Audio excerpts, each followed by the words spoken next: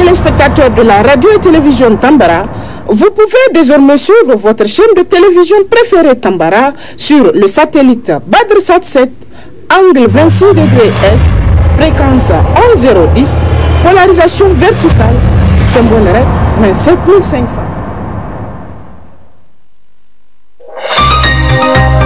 Suivez le journal avec STM Transport Voyageurs, une nouvelle façon de voyager.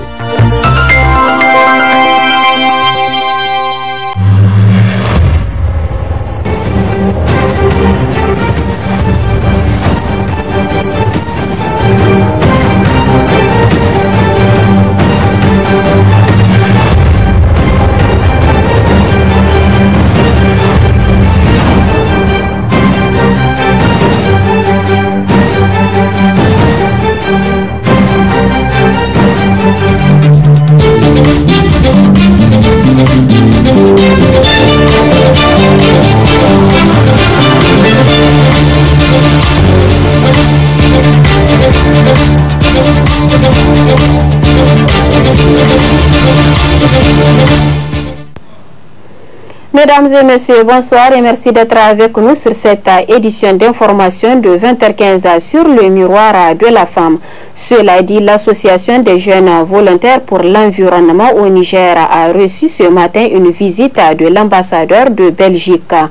Dans le cadre de préparatifs de la COP 27, les détails avec Salima Amadou sur les images d'Ibrahim Kantama.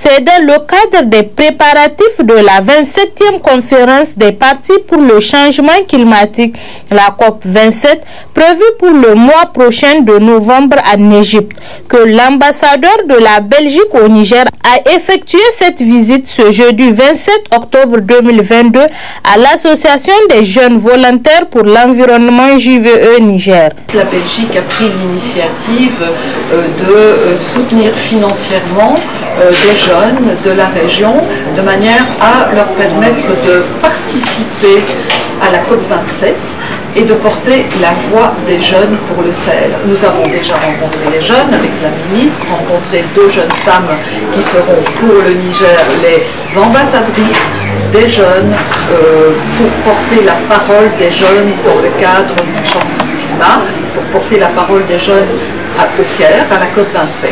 Mais bon, moi je me suis dit, on les a rencontrées une fois, on sait qui elles sont, mais je pense que ça ne suffisait pas. Et donc j'ai désiré revenir ce matin à l'organisation pour rencontrer ces 2 jeunes femmes ainsi que leurs collègues, parce que j'apprends que d'autres jeunes vont se joindre à ces jeunes femmes pour gagner le Caire et la COP27. Et donc j'ai voulu être ici pour les encourager, pour soutenir leur engagement. Une occasion qui permettra à des jeunes ambassadeurs porteurs de messages de s'exprimer sur des thématiques bien définies à cette COP 27. En tant que jeune, déjà, parce qu'on participe en tant que jeune activiste pour le climat, donc le message qu'on dirait donner ou partager lors de la COP, ce serait surtout le problème qui dérange la jeunesse nigérienne, notamment les impacts du changement climatique sur l'éducation. Parce que là, en tant que jeune, on a beaucoup plus de problèmes sur l'éducation, comment aller à l'école, comment poursuivre les études avec le changement climatique, les hausses des températures, les inondations, les sécheresses qui augmentent de jour en jour. Donc le message sera porté surtout sur les problèmes des jeunes du Sahel. C'est aussi une grande responsabilité pour moi de représenter toute la jeunesse nigérienne. Parce que déjà, il faudrait avoir une notion des problèmes de la jeunesse nigérienne. Il faut avoir une compassion pour les impacts du changement climatique sur la jeunesse nigérienne. Donc, pour moi, c'est déjà un travail qui est beaucoup plus important pour moi et pour les jeunes aussi de partager et de recevoir aussi des solutions, surtout d'avoir des solutions aussi pour aider les jeunes. À noter qu'une photo de famille a été prise pour immortaliser cette visite. Suivant à présent l'interview que nous a accordé le responsable des jeunes volontaires pour l'environnement JVE, notamment sur les impacts et les enjeux du changement climatique. Suivez plutôt. On est un peu dans la période où c'est un peu la saison froide qui commence, mais ces derniers temps, vous voyez, même la saison des pluies tarde à terminer. Et donc les dernières semaines, on avait constaté quand même quelques précipitations, surtout même ici au niveau de la région de Niamey et même dans quelques localités du Niger, alors que les gens ont même fini, en tout cas, on finit avec les travaux champêtres. Donc ce qui démontre un peu ce que nous disons toujours par rapport au changement climatique, par rapport à la variabilité climatique, parce qu'aujourd'hui on ne peut plus dire que c'est une saison de 3 mois normale, parce que souvent c'est 2 mois, et les saisons, soit quand la saison sèche ou la saison froide s'installe soit tardivement ou de manière assez précoce. Donc c'est des choses pour lesquelles qui démontrent davantage cette présence du changement climatique au Niger et puis dans la région sahélienne en particulier, et qui n'est pas sans conséquence. Vous savez, là c'est assez précoce. Vous avez des nuits très fraîches et puis peut-être des journées avec des températures très élevées, et donc ça fait aussi l'avènement de quelques maladies, les maladies climato-sensibles telles que la méningite ou d'autres que peut-être ceux de la santé peuvent bien le dire, mais surtout les problèmes respiratoires, parce que vous voyez un peu quand il y a assez de brume et autres, souvent pour ceux qui ont des problèmes respiratoires, l'asthme et autres, ça les fatigue, ça les dérange. Donc tous ces aspects-là démontrent qu'il y a nécessité d'agir urgemment pour lutter contre le changement climatique afin de réduire un peu ces impacts, afin de réduire un peu leur intensité.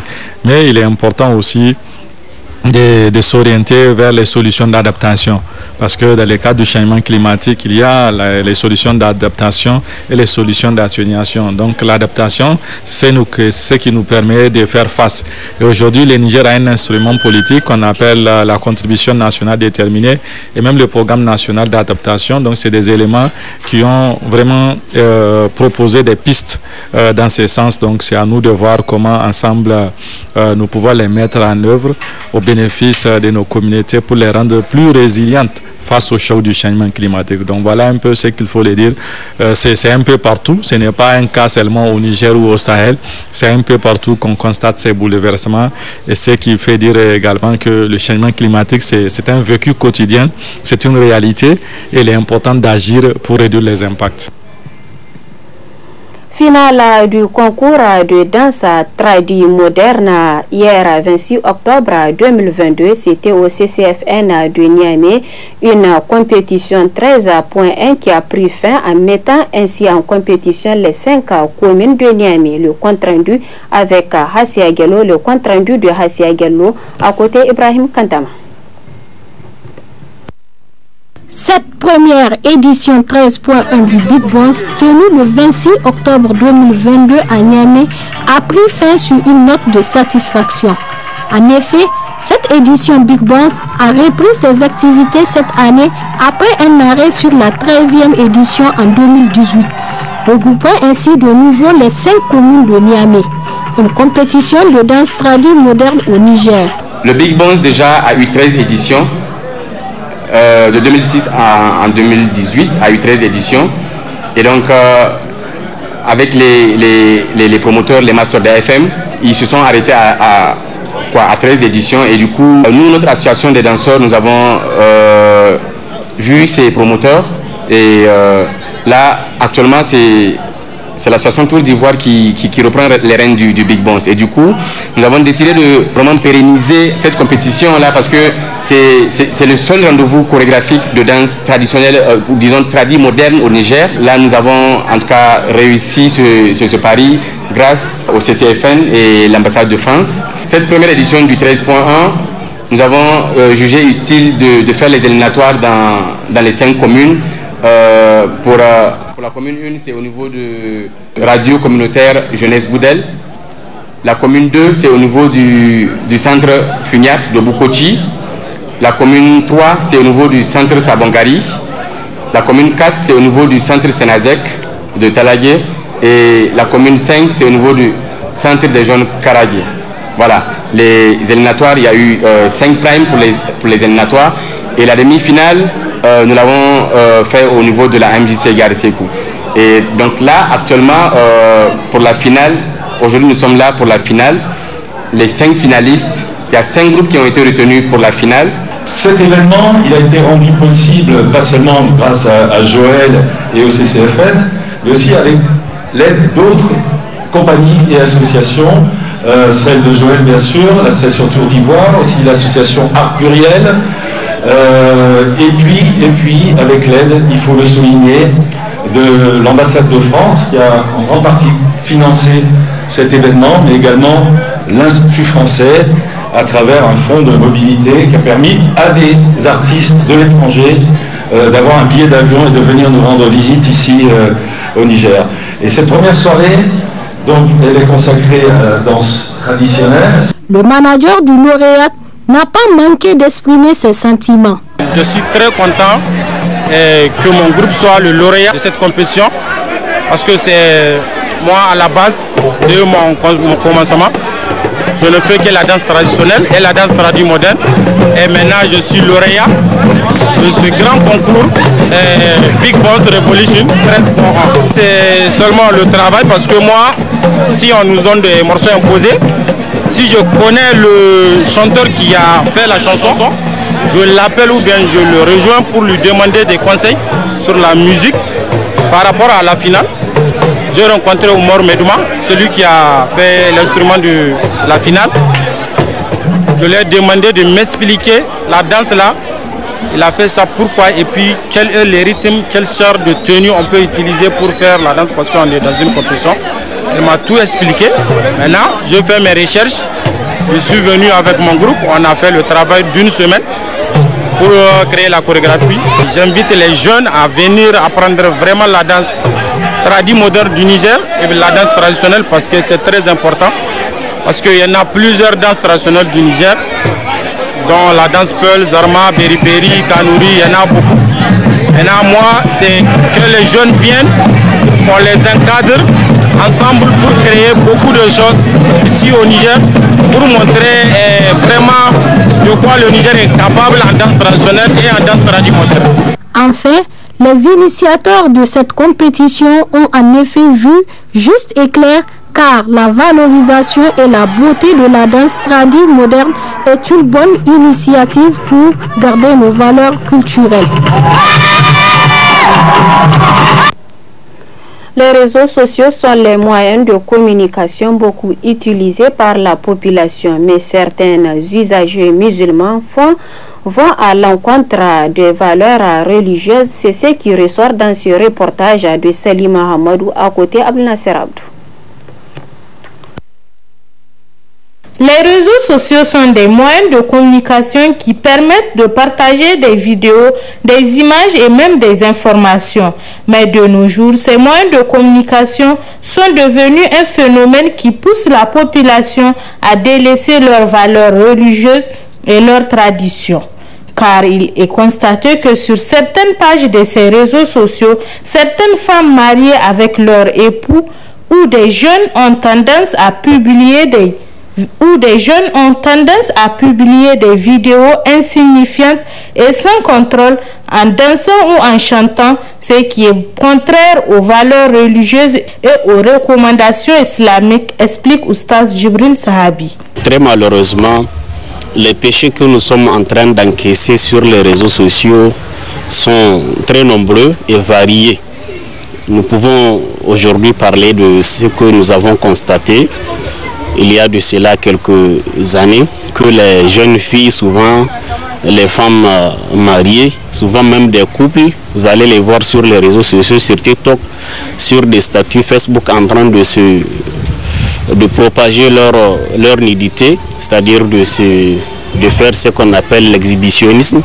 Tout ça là, c'est des choses que l'islam condamne. Et très malheureusement, nous vivons, si vous voulez, une ère, une génération où le diable a gagné beaucoup de terrain dans le camp des musulmans. Aujourd'hui, les enfants des musulmans, ils ont pratiquement perdu les repères. Ce que les jeunes filles, femmes, souvent même des couples font sur ces réseaux-là, il faut dire que l'islam le condamne en intégralité. Pourquoi? Parce que nous sommes une Oumma islamique, une communauté musulmane. Nous sommes appelés à vivre en respectant les règles, les normes de l'islam. Et très malheureusement, ce n'est pas ce que nous constatons à travers la pratique de ceux qui sont les usagers de ces réseaux sociaux. Vous allez voir, la femme souvent, c'est elle-même qui prend ses photos pour propager, pour le faire passer au vu de tous. Et ça, là, nous savons, l'islam interdit le fait que la femme sorte de chez elle sans se couvrir le corps en entier. Et voilà qu'aujourd'hui, ce n'est pas le quartier ou la ville qui arrive à voir la nudité de la femme sur le monde entier. Parce que celui qui publie ces photos presque nues, cette personne-là est en train de montrer son image au monde entier. Et voilà que c'est un péché très grave parce que le messager sallallahu alayhi wa sallam dit: tous les membres de ma communauté, il se pourrait qu'Allah subhanahu wa ta'ala leur efface leurs péchés, excepté, bien entendu, ceux qui prennent les gens en témoin pour leur montrer leurs péchés qu'ils sont en train de commettre. Aujourd'hui, celui qui se publie sur les réseaux sociaux, cette personne-là est en train de porter tout le monde en témoin, de prendre tout le monde en témoin que voilà les genres de pratiques qu'il est en train de faire. Et ça, c'est un péché très grave. Allah ne va pas le pardonner. C'est le messager qui le dit, sallallahu alayhi wa sallam. Et ça fait partie aussi de ce que l'islam appelle at-tabarruj ou bien as-sufur, le fait que la femme laisse apparaître certaines parties de son corps ou bien les embellissements que l'islam interdit à la femme de montrer aux inconnus. Et c'est ce que nous sommes en train de vivre dans nos pays, des pays qui sont majoritairement musulmans, et très malheureusement nous allons voir que dans la pratique ce n'est pas l'islam qui est pratiqué. Et il faut dire que tout ça là nous allons reprendre devant Allah subhanahu wa ta'ala. Et Allah va dire, voilà un tel fils d'un tel qui a fait telle pratique, qui s'est publié à moitié nu. Des femmes qui se montrent en train de danser, qui se laissent voir par le monde entier en train de danser avec des vêtements ou bien des habillements qui ne sont pas décents. Tout ça là, nous allons voir que Allah subhanahu wa ta'ala, il va nous interroger là-dessus. Et ceux qui le font, et ceux qui cherchent à le voir, toutes ces personnes-là vont répondre devant Allah subhanahu wa ta'ala. Aujourd'hui, nous sommes à un moment où le fait de rappeler aux fidèles ce que l'islam dit chaque jour, c'est comme si ces derniers temps, les gens ne veulent même pas entendre parler de l'islam. Les gens en ont assez. Et ça, ce n'est pas un bon signe. Ça annonce la fin des temps. Ce que nous sommes en train de voir et que les gens ne l'interdisent pas surtout, c'est un des signes de la fin des temps. À noter que le Niger est un pays à 99% musulman, donc les utilisateurs doivent prendre conscience et savoir comment utiliser ces réseaux sociaux pour la sauvegarde de nos mœurs. Étudiante en informatique et passionnée de manga, Malika est aussi coordinatrice du programme à la FADA des filles, un projet qui donne la parole aux filles, notamment sur les questions de droit. Elle parle aussi de son engagement pour ce travail dans cet élément du studio Kalangu. Je me présente au nom de Tamponi Issa Malika. Je suis étudiante en informatique et j'ai 22 ans. Étant une otaku, j'aime beaucoup lire. Je peux passer des heures en train de lire. Et j'aime aussi développer des applications et travailler en musique.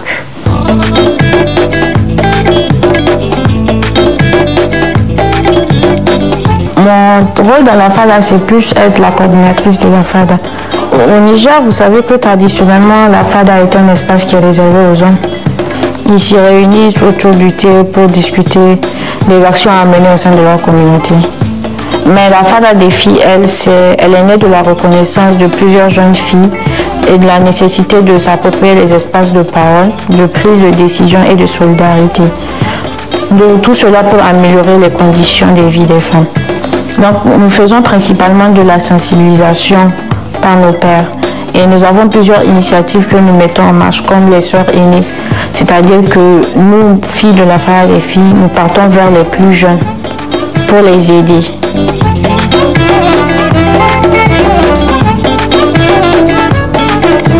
Lorsque je me suis engagée dans la FADA des filles, les gens ne comprenaient pas pourquoi je faisais ça.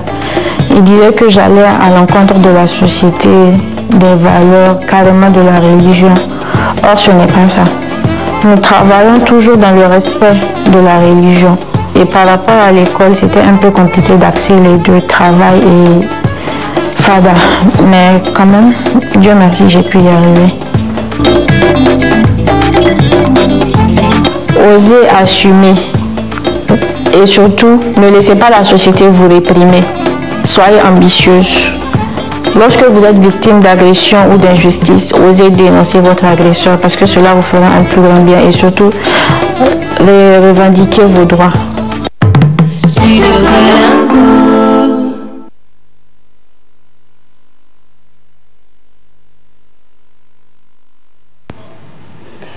La fistule génitale féminine est l'une des lésions les plus graves et les plus dangereuses susceptibles de survenir lors des accouchements les plus difficiles. Ainsi, pour lutter contre ces fléaux, l'ONG DIMOL, qui signifie en langue peul la dignité, s'est engagée depuis plusieurs années dans cette lutte afin de venir en aide aux femmes victimes de la fistule génitale. C'est ce qui ressort dans ce reportage réalisé au centre d'hébergement des femmes victimes de la fistule génitale de l'ONG DIMOL. Sur très bonne réception et au revoir.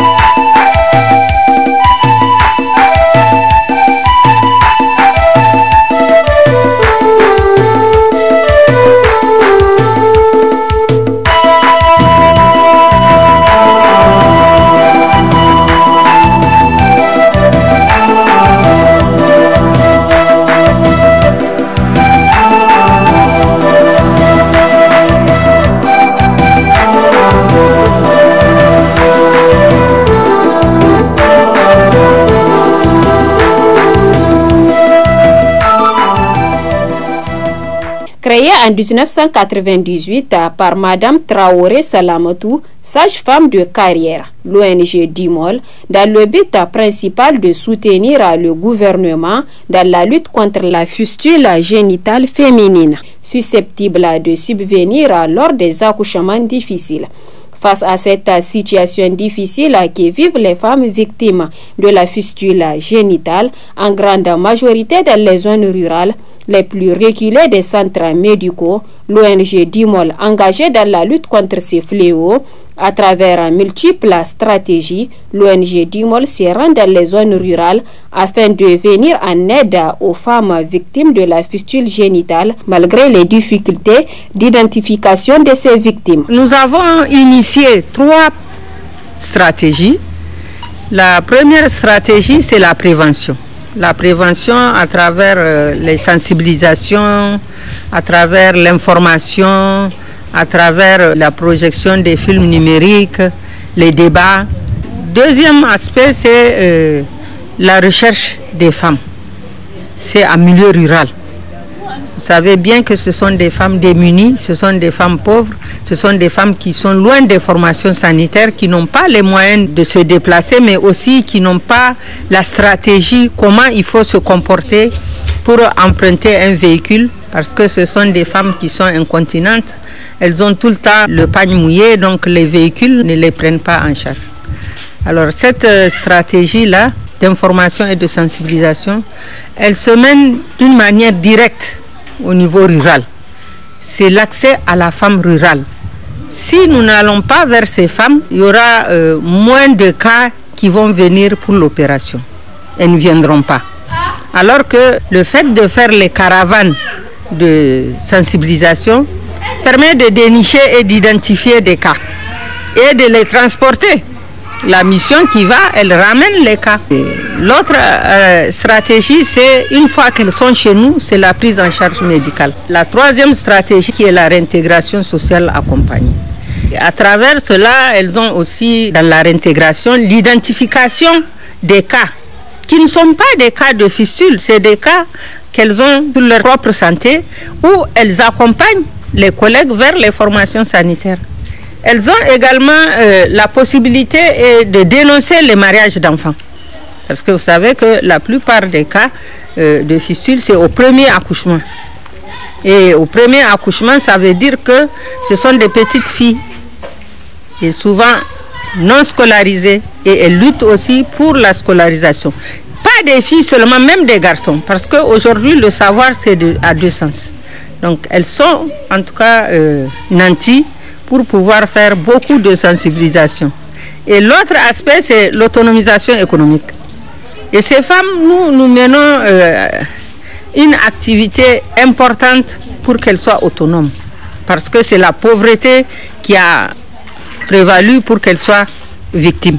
Et maintenant, à travers l'appui que nous avons au niveau de l'UNFPA, au niveau du REF, on essaie de leur dire de fructifier les fonds à travers les activités génératrices de revenus pour qu'elles puissent, demain, si elles doivent revenir pour une prochaine césarienne ou des soins ou des consultations, qu'elles n'attendent pas de quelqu'un, qu'elles puissent elles-mêmes subvenir à leurs besoins. D'éviter de faire des accouchements à domicile.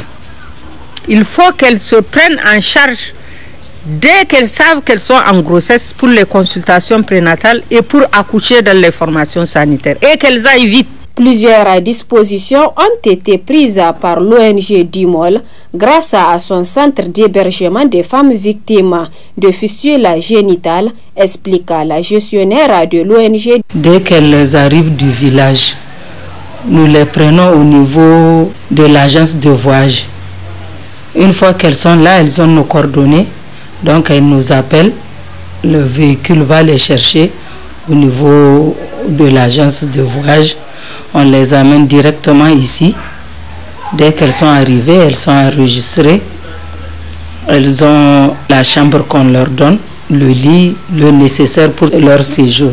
Comme c'est un centre où il y a beaucoup de femmes, elles travaillent ensemble. Que ce soit du côté manger, côté toilette, tout c'est elles qui prennent en charge. Donc durant son séjour ici, au niveau du CNRFO, qui est notre grand centre où on fait les opérations, si elle arrive avant un vendredi, on attend le vendredi pour l'amener vers le centre, le CNRFO, où elle va être consultée. Vous savez, quand on dit de rassembler du monde, même si ce ne sont pas que des femmes, il y a toujours des problèmes. Mais vu que nous avons des statuts et règlements, dès qu'elles arrivent, on leur explique comment est-ce qu'il faut vivre dans le centre. Ici, on leur dit qu'elles sont en famille. Donc quand on dit famille, on dit tolérance. Et dès qu'elles sont là, après, elles s'habituent, elles deviennent des amies. Quand on vient pour une intervention, il faut être patiente. Non seulement à notre niveau, elles vont être avec nous pour les sensibilisations. Tous les jours, on répète la même chose, que ce soit les sensibilisations sur la fistule, sur l'hygiène, sur leur alimentation, sur le comportement. Donc, on fait ça tous les matins. On a une sage-femme qui fait les sensibilisations. Donc, une fois qu'elles sont admises au niveau du centre du CNRFO, où elles doivent être opérées, là-bas aussi, elles doivent être patientes. Parce qu'il n'est pas dit que dès qu'elle est là, qu'elle va subir l'opération. Non. Elle peut attendre encore 2 semaines à 1 mois pour avoir l'intervention. Donc, une fois qu'elle est opérée, normalement, elle revient dans le centre d'hébergement du DIMOL, où elle va être accompagnée en lui donnant une formation d'AGR. Dans ce centre d'hébergement des femmes victimes de fistules génitales de l'ONG DIMOL, vivent des femmes qui souffrent du mal, notamment de la fistule génitale, et ce dont l'opération a été une réussite, en témoignent les victimes. Je suis venue de Zebanfiti, un village situé de la commune rurale de Simiri. Je suis atteinte de la fistule génitale. Nous sommes très bien pris en charge ici. Je suis de Douchi, mais nous habitons ici à Niamey au quartier Bukoti. J'étais atteinte de la maladie de fistule génitale, mais je suis guérie maintenant. Je remercie le bon Dieu et je remercie l'ONG du monde. Qu'Allah les récompense. On m'a appris beaucoup de choses, comme la couture, la préparation des parfums, des savons et beaucoup d'autres choses. Malgré les multiples efforts de l'ONG DIMOL sur la prise en charge des victimes et leur contribution pour l'autonomisation de ces femmes, ce centre fait face à de multiples difficultés, dont entre autres le problème de moyens de déplacement qui va permettre à ces femmes de se rendre au grand centre, d'où le cri de cœur de la présidente de l'ONG DIMOL. Une femme qui est guérie sans accompagnement ou sans le minimum de connaissances sur ce qui lui est arrivé, c'est comme un danger public. Parce que le prochain accouchement, comment ça va se passer? Comment elle doit se comporter? Qu'est-ce qu'elle doit faire? Qu'est-ce qu'elle ne doit pas faire? Et c'est à travers la réintégration sociale qu'on met à contribution les parents, les décideurs communautaires, les décideurs au niveau des communes, puisque c'est eux qui règlent tout dans leur budget et tout ça, qu'on attire leur attention pour qu'ils prennent en compte le volet santé de la reproduction, qu'elles aient des facilités pour les évacuations sanitaires, qu'elles aient aussi surtout les moyens de vulgariser ou de communiquer leur savoir à travers les collègues, c'est-à-dire qu'elles aient un appui au niveau communautaire, qu'on les écoute, qu'elles expliquent. Ce n'est pas une stigmatisation, non. C'est une manière d'être les ambassadrices de la fistule et c'est une manière de transmettre le message qu'elles reçoivent avec nous ici. Celles qui sont ici reçoivent des messages clés. Comment il faut prévenir la fistule? Quels sont les signes? Quelles sont les conséquences puisqu'elles le savent? Et c'est ce qu'elles doivent transmettre pour éviter d'autres cas. Je souhaiterais en tout cas que les gens puissent visiter le centre parce que c'est des femmes pauvres qui sont là, des femmes victimes de la fistule et on est loin du grand centre. On est à 5 km du centre. C'est là où on fait les opérations. Ici, c'est l'hébergement des femmes pour les formations, pour le renforcement des capacités en autonomisation économique et aussi en leadership. Donc, et c'est dans ce sens que je profite pour remercier tous ceux qui ont contribué au succès de la prise en charge de ces patientes, à savoir Plan Norvège qui a construit le bâtiment et aussi avec l'UNFPA qui chaque année nous avons une formation pour la réintégration sociale mais non accompagnée. Non accompagné parce que l'accompagnement permet de renflouer les femmes au niveau des centres d'opération. S'il n'y a pas d'accompagnement, les femmes ne viennent pas. Et donc aussi remercier le REF, le ministère de la Santé, le ministère de la Promotion de la Femme, parce que c'est ensemble que nous contribuons et que nous travaillons au profit et au bénéfice de la femme rurale. Cet engagement de l'ONG DIMOL est à encourager, ce qui devrait interpeller davantage les autorités et d'autres bonnes volontés à venir en aide à ces femmes et jeunes filles qui en ont tant besoin en se mobilisant pour apporter leur soutien au centre d'hébergement des femmes victimes de la fistule génitale de l'ONG DIMOL. L'ONG DIMOL, la santé de la reproduction pour une maternité sans risque.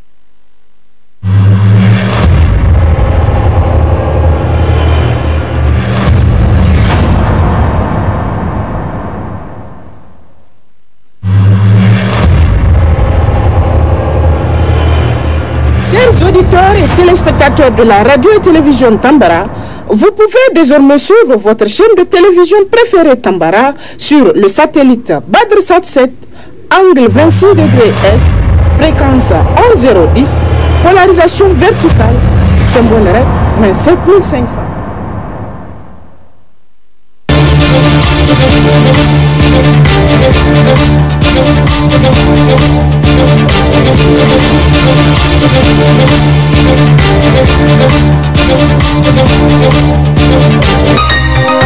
Ce journal vous a été présenté par STM Transport Voyageurs. Une nouvelle façon de voyager.